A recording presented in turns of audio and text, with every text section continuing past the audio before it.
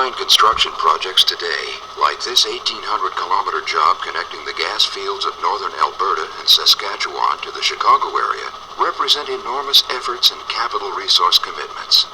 With multiple construction sites over the length of the job, planning and coordination are imperative. Production progress must be accurately forecast and scheduled goals achieved. High-quality equipment and skilled personnel are mandatory. That's where the experience of CRC Evans Automatic Welding helps you make the difference.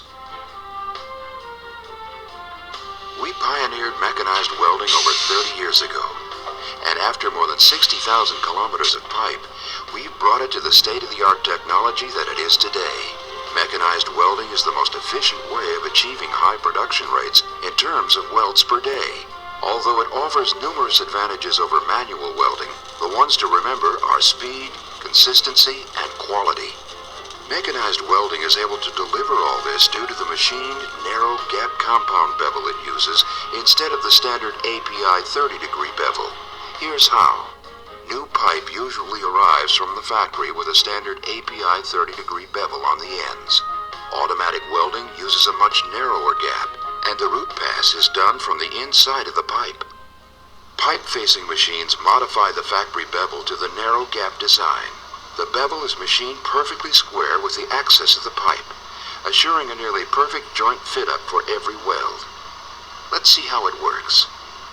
As the two ends of the pipe are joined together, the internal welder lineup clamp holds the two joints securely. The welding heads then lay down the root pass weld from the inside.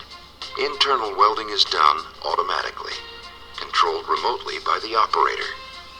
Now the first external pass is laid down. It's also called the hot pass. On top of that, the first fill is applied. Next, the second fill. Each pass fuses with the preceding one.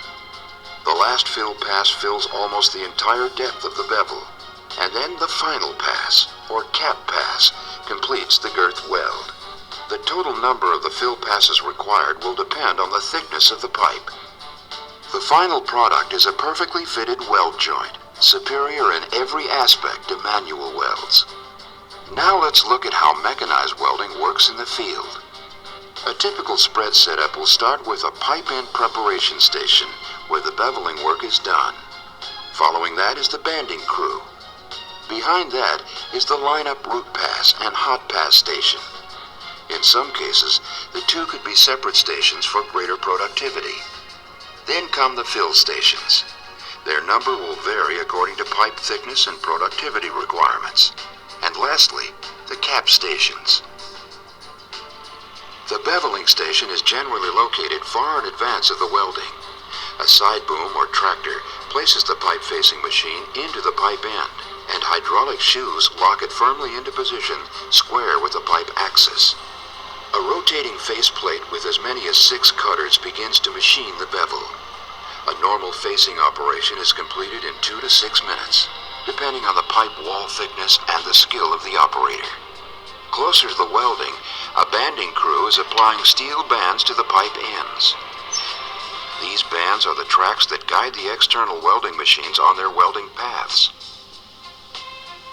The internal welder lineup clamp travels inside the pipe and is remotely controlled by a control panel on the reach rod. When the internal welder is positioned, hydraulic shoes clamp it in place in the pipe. The new joint is moved into position over the extending portion of the internal welder. When in the right position, the internal welder clamps the second joint into perfect alignment with the other. Then the internal welder begins to apply the root pass. After completing a weld, it moves forward to the pipe end. The reach rod emerges and personnel guided into the next joint to be positioned. The first welding crew approaches the station to lay down the hot pass. Each crew travels with a portable tent, raised and lowered by a side boom or tractor. The tent is necessary to protect the welders and the work site from wind, dust, and weather. As each tent is lowered into position, the crew goes to work.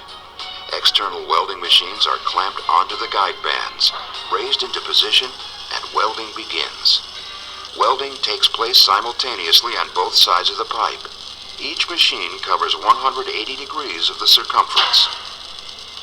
In a matter of minutes, the first pass is finished. External welders are removed. The tent is lifted, and the crew moves to the next station. A following crew then moves in on the weld to deposit the next pass. And so it goes. As each operation is concluded, the welding tents and men move on to a new assigned site. Thus, one after another, the crews move down the line in a synchronized pattern, and construction proceeds without interruption, as operations are repeated again and again over the length of the job.